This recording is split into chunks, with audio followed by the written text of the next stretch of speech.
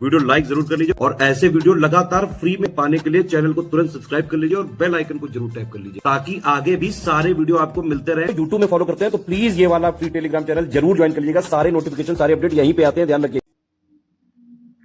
नमस्कार दोस्तों, exam preparation के यूट्यूब चैनल पर मैं प्रियंका एक बार फिर से आप सभी का बहुत बहुत स्वागत करती हूँ। मोस्ट इम्पॉर्टेंट टॉपिक की सीरीज चल रही है अभी यूपी पीसीएस प्रीलिम्स और आरओ एग्जाम के लिए, और उसी में आज हम लोग जो नया टॉपिक पढ़ने वाले हैं वो जैन धर्म से रिलेटेड, जिसमें महावीर स्वामी के बारे में तो जानेंगे ही, साथ में जैन धर्म की क्या शिक्षाएं हैं, उनकी जो महावीर स्वामी की जीवनी, और इसके साथ में जो 24 तीर्थंकर हुए हैं उनसे कई बार प्रश्न पूछा जाता है तो वो भी हम लोग इंक्लूड करेंगे।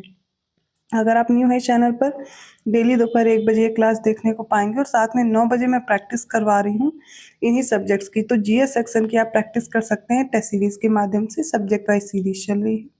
इसके साथ साथ आप इसकी पीडीएफ परचेज करना चाहते हैं, बचे हुए समय में अच्छे से प्रिपरेशन करके सिलेक्शन लेना चाहते हैं तो बेस्ट स्टडी मटेरियल आपको मिल जाएगा स्टडी फॉर सिविल सर्विसेज के जरिए से। और आप बहुत इजी है ज्वाइन करना, आप चाहते हैं अगर ज्वाइन करना तो गूगल प्ले स्टोर से एससीएस का ऐप डाउनलोड कीजिए और ऐप में आपको सारी इन्फॉर्मेशन मिल जाएगी जो भी कोर्स आप परचेज कर रहे हैं। और अभी डिस्काउंट भी चल रहा है तो ज्ञान सर कूपन कोड है, अप्लाई करना मत भूलिएगा, 25% का डिस्काउंट आपको तुरंत मिल जाएगा। और साथ ही आप देख सकते हैं कि जो स्टडी मटेरियल आपको प्रोवाइड किया जा रहा है, जैसे कि आप यूपी पीसीएस प्रीलिम्स एग्जाम के लिए प्रिपरेशन करना चाहते हैं, अभी दिसंबर में एग्जाम होने की संभावना है, और इसके साथ में आरओ एग्जाम जो होना है, ठीक है, दिसंबर में, इन दोनों एग्जाम को आप टारगेट कर रहे हैं तो जीएस सेक्शन, साथ में जो हिंदी वाला पोर्शन है या सीसैट पोर्शन, आपको सबसे पहले कंटेंट अवेलेबल कराया जा रहा है। साथ में आप डेली प्रैक्टिस कर सकते हैं और ज़्यादा से ज़्यादा आप इस समय प्रैक्टिस पे फोकस कीजिए, क्योंकि आप जो सब्जेक्ट पढ़ने थे वो अब तक पढ़ते आ रहे हैं। अब ज़्यादा से ज़्यादा टेस्ट सॉल्व कीजिए और अपना स्कोर देखिए क्या बन रहा है और अभी कितनी मेहनत की ज़रूरत है। इसके लिए बेस्ट होगा कि आप टेस्ट सीरीज या फिर पेड क्विज ज्वाइन कर लें, तो आप अपने आप को इवेलुएट कर पाएंगे। कोई और इन्फॉर्मेशन चाहिए आप कमेंट करके पूछ सकते हैं, मैं प्रोवाइड करा दूंगी। चलिए बिना देर के आज की क्लास स्टार्ट करते हैं।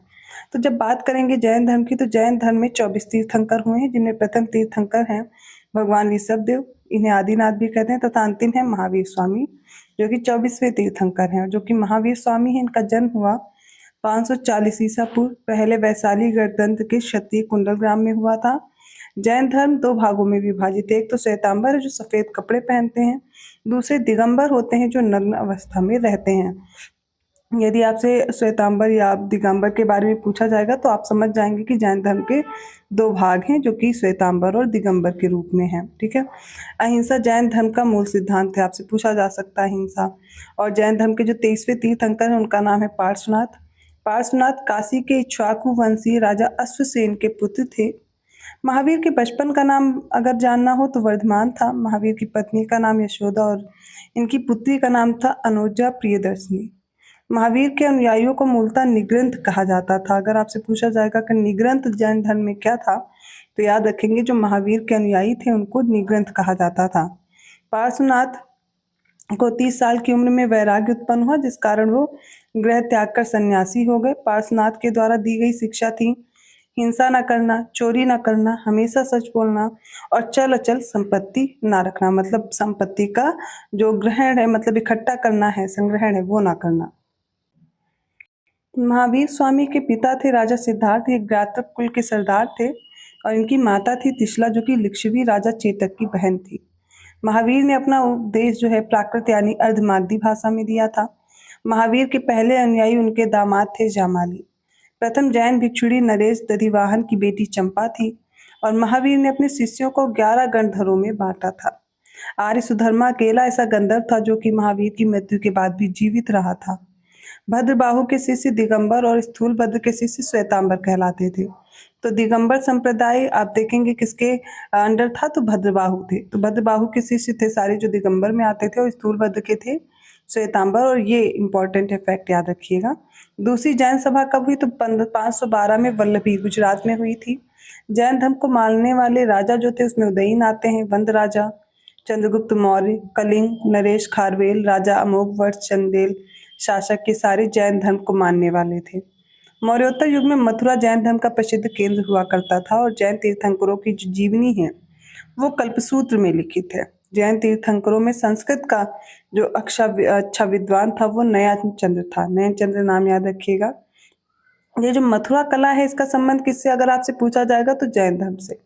अब कुछ महत्वपूर्ण तिथियां हैं जो कि एनसीईआरटी से कुछ फैक्ट्स आपके लिए गए हैं और प्रश्न बनते हैं। उपनिषदों के विचारक जैन महावीर तथा बुद्ध लगभग 2500 वर्ष पूर्व आपको याद रखना होगा, और जैन ग्रंथों का जो लेखन है वो लगभग 1500 वर्ष पूर्व हुआ। तो जैसा कि मैंने बताया कि जैन तीर्थंकरों की जीवनी कल्पसूत्र में है। ठीक है, जैन तीर्थंकरों में संस्कृत का अच्छा विद्यानयन चंद्र था और मथुरा कला जैन धर्म से संबंधित है। 72 साल की आयु थी जब महावीर स्वामी की मृत्यु हुई और इसको बोलते हैं निर्वाण। तो इन्हें निर्वाण कब प्राप्त हुआ? 468 ईसा पूर्व में। कहाँ पर? स्थान याद रखेंगे, बिहार राज्य के पावापुरी में हुई थी। मल्ल राजा सृष्टिपाल के राजप्रसाद में महावीर को निर्वाण प्राप्त हुआ था। जैन धर्म के त्रिरत्न है सम्यक दर्शन, सम्यक ज्ञान, सम्यक आचरण। तो ये त्रिरत्न याद रखिएगा, सम्यक दर्शन, सम्यक ज्ञान और सम्यक आचरण, ये जैन धर्म के त्रिरत्न है। जैन धर्म में ईश्वर नहीं आत्मा की मान्यता है। तो आपसे ये प्रश्न बन सकता है कि ईश्वर की मान्यता आत्मा की मान्यता किसमें है? ठीक है, या जैन धर्म आत्मा को नहीं मानता है, बताइए कथन सत्य है या नहीं। तो याद रखेंगे जैन धर्म ईश्वर नहीं आत्मा की मान्यता है। ठीक है, यहाँ पर आत्मा की मान्यता है। महावीर पुनर्जन्म और कर्मवाद में विश्वास रखते थे, ये भी पॉइंट इंपॉर्टेंट है। और जैन धर्म में अपने आध्यात्मिक विचारों को सांख्य दर्शन से ग्रहण किया गया है। देखिए, पुनर्जन्म, कर्मवाद, ये किस धर्म में है, ऐसे करके भी प्रश्न बने तो आप याद रखेंगे जैन धर्म। अब कई बार यहाँ से प्रश्न बने हैं कि जैन धर्म के 24 तीर्थंकर और उनके प्रतीक मैच करने के आ जाते हैं, कोई भी एक दे करके। तो सबसे पहले है आदिनाथ। तो आदिनाथ का क्या है? वृषभ है, वृषभ। ठीक है, आदिनाथ के लिए वृषभ याद रखिएगा, पहले है। सेकंड है अजीतनाथ, इनका जो प्रतीक है वो गज है। संभवनाथ का अश्व है। अभिनंदन का वानर है। सुमतिनाथ पांचवें हैं, इनका है क्रौंच। पद्म प्रभु छठे हैं, जिनका है पद्म। सुपार्श्वनाथ का स्वास्तिक है। चंद्र प्रभु का अर्ध चंद्रमा है। पुष्पदंत का मकर है। शीतलनाथ का श्रीवत्स है। श्रेयांसनाथ का खड्ग है। वासु पूज्य हैं 12वें तीर्थंकर, जिनका भैंस है। विमलनाथ का वाराह है और अनंतनाथ का शेन है। फिर धर्मनाथ है, 15वें गुरु हैं, तीर्थंकर हैं, जिनका है वज्र। और शांतिनाथ का है हरिण। कंथुनाथ ये 17वें हैं तीर्थंकर, जिनका है छाग या फिर बकरा। और अरनाथ का है मत्स्य, 18वें तीर्थंकर हैं। 19वें हैं मल्लीनाथ, इनका है कलश प्रतीक। 20वें हैं मुनि सुब्रतनाथ, इनका है कूर्म। 21वें नेमीनाथ है, इनका है नीलोत्पल। और अरिष्टनेमी का है शंख। पार्श्वनाथ का सर्प है। महावीर का सिंह है। एक बार में मुझे पता है नहीं याद होगा, आपको 2-4 बार रिपीट करना पड़ेगा, बट ये मोस्ट इंपॉर्टेंट लिस्ट आपको दी गई जिसमें 24 तीर्थंकर हैं और उनके प्रतीक हैं। तो पहला तो और आखिरी तो आपको याद ही होगा, आदिनाथ या ऋषभनाथ का वृषभ है और महावीर का सिंह है, इतना तो याद होगा। और इनसे पहले है पार्श्वनाथ, 23वें, उनका हो जाएगा सर्प।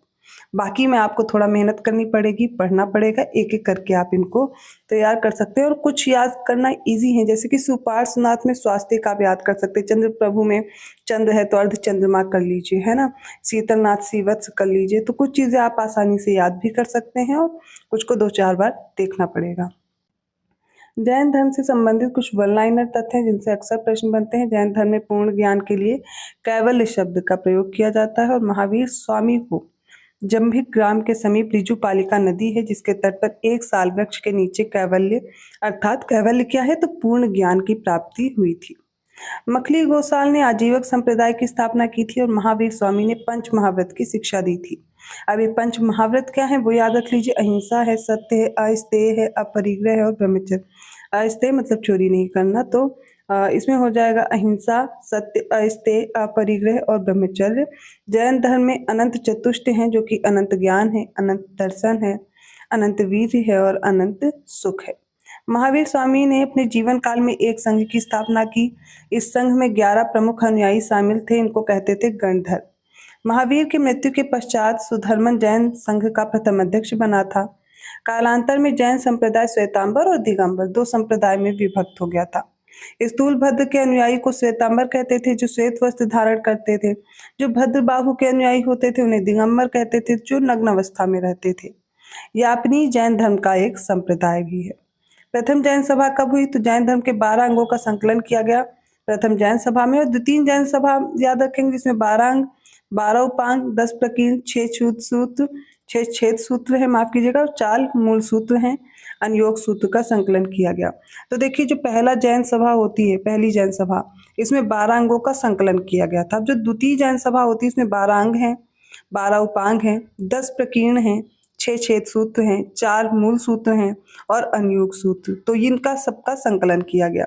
जैन साहित्य को आगम कहते हैं। आगम का मतलब है सिद्धांत। जैन साहित्य में अशोक के पौत्र संप्रति को जैन मत का संरक्षक बताया गया है। उज्जैन और मथुरा जैन धर्म के प्रमुख शिक्षा के केंद्र थे। या फिर आप देख सकते हैं कि जो कलिंग का चेदी शासक है खारवेल, ये जैन धर्म का महान संरक्षक भी था। तो खारवेल ने भुवनेश्वर के नजदीक उदयगिरी और खंडगिरी की पहाड़ियों को टकवाकर जैन भिक्षुओं के निवास के लिए गुहा विहार बनाए थे। गुहा विहार क्या थे? तो जहाँ पर ये लोग निवास करते थे, भिक्षुओं का निवास स्थान था। खजुराहो के मंदिर हिंदू और जैन धर्म से संबंधित हैं। माउंट आबू के दिलवाड़ा जैन मंदिर संगमरमर के बने हैं। इस मंदिर का निर्माण है वो किसने कराया? तो गुजरात के चालुक्य सोलंकी शासक थे भीमदेव प्रथम के सामंत विमल शाह, इन्होंने करवाया था। श्रवण बेलगोला जो कि कर्नाटक में, इसमें गंग शासक थे रचमल। इनके शासनकाल में चामुंड राय नामक मंत्री ने लगभग 983 ईसा पूर्व में बाहुबली जो कि गोमतेश्वर की विशालकाय जैन मूर्ति है, इसका निर्माण करवाया था। बाहुबली प्रथम जैन तीर्थंकर ऋषभ देव के पुत्र माने जाते हैं। प्रभासगिरी के बारे में जान लीजिए। कौशाम्बी उत्तर प्रदेश में स्थित जैन तीर्थ स्थल है। कौशाम्बी का प्रभासगिरी स्थल 6वें जैन तीर्थंकर पद्म प्रभु से संबंधित है। स्थानकवासी भारत के श्वेतांबर जैनों का एक आधुनिक संप्रदाय है। और थेरी गाथा क्या है? ये बौद्ध साहित्य। तो कभी कंफ्यूज मत होइएगा कि थेरी गाथा आप जैन में मान लीजिए। तो थेरी गाथा क्या है? बौद्ध साहित्य है। प्रथम जैन भिक्षुणी थी चंपा नरेश दधिवाहन की पुत्री थी चंदना। जैन धर्म के सप्तभंगनी ज्ञान के अन्य जो नाम है वो स्यादवाद है और अनेकांतवाद है। 14 पूर्व जिसे पूर्व बोलते हैं प्राचीनतम जैन ग्रंथ माना जाता है। और जैन धर्म के मतावलंबी प्रमुख राजा उदयन थे, चंद्रगुप्त मौर्य थे, कलिंग नरेश, खारवेल, राष्ट्रकूट राजा, अमोघवर्ष, ये सारे थे। महामस्तकाभिषेक जैन धर्म का एक महत्वपूर्ण उत्सव है जो कि 12 वर्ष के अंतराल पर कर्नाटक राज्य के श्रवण बेलगोला में आयोजित किया जाता है। जैन तीर्थंकर उनसे संबंधित स्थान है जैसे कि संभवनाथ से संबंधित है श्रावस्ती, प्रश्न बना है, इंपॉर्टेंट है, स्टार लगा लीजिएगा। और सुविधानाथ यकाकंदी, ऋषभनाथ अयोध्या और पद्म प्रभु पाबोसा, ध्यान रखिएगा। तो आज की ये जो क्लास थी इसमें हम लोगों ने जैन धर्म के बारे में डिस्कस किया। इससे पहले जैन धर्म के बारे में मैं डिटेल में पढ़ा चुकी हूँ। जो 1 लाइनर फैक्ट हैं जिनसे प्रश्न बनते हैं वो मैंने इंक्लूड किया है। और जो जैन धर्म के बारे में पढ़ना, आप डिटेल में जो वीडियो क्लास पढ़ी है उसको भी देख सकते हैं, ठीक है। अगर आपको वीडियो अच्छा लगा तो प्लीज़ लाइक ज़रूर कीजिए, चैनल को सब्सक्राइब कीजिए और लोगों को शेयर करते रहिए। और पेड ग्रुप के लिए आप जानकारी लेना चाहते हैं तो इन दिए गए नंबर्स पे कॉल या मैसेज करके जानकारी ले सकते हैं। अभी टेस्ट सीरीज या पेड क्विज अगर आप ज्वाइन करना चाहते हैं जो कि आपके लिए बेस्ट रहेगा, जो एग्जाम पैटर्न है उसी को फॉलो करके डिज़ाइन किया गया है। और खासकर इलाहाबाद हाई कोर्ट जो group C, group D, steno की वैकेंसीज आई हुई हैं, इनके लिए बहुत ही कम प्राइस में आपको बहुत अच्छा कोर्स मिल जाएगा जो कि आपके एग्जाम पैटर्न पर कंप्लीट कोर्स प्रोवाइड किया जा रहा है। उसके अलावा आपको कुछ भी नहीं पढ़ना है, जो भी मटेरियल दिया जा रहा है सिर्फ उतना ही फॉलो करना है और सिलेक्शन ले सकते हैं। ज़्यादा जानकारी के लिए आप कमेंट सेक्शन में कमेंट कीजिएगा, मैं आपको इन्फॉर्मेशन प्रोवाइड कर दूंगी। मैं मिलती हूँ अगली क्लास में, तब तक के लिए धन्यवाद।